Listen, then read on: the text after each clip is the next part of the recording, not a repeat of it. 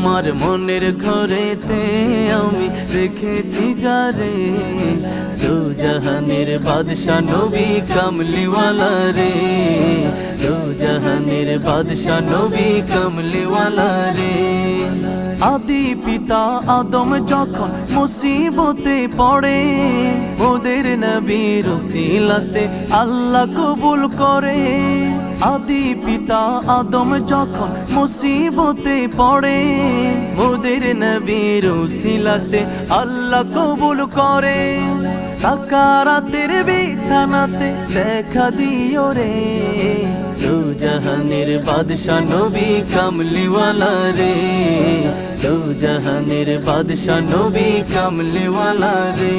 আমার মনের ঘরেতে আমি রেখেছি যারে, দু জাহানের বাদশা নবী কামলিওয়ালা রে,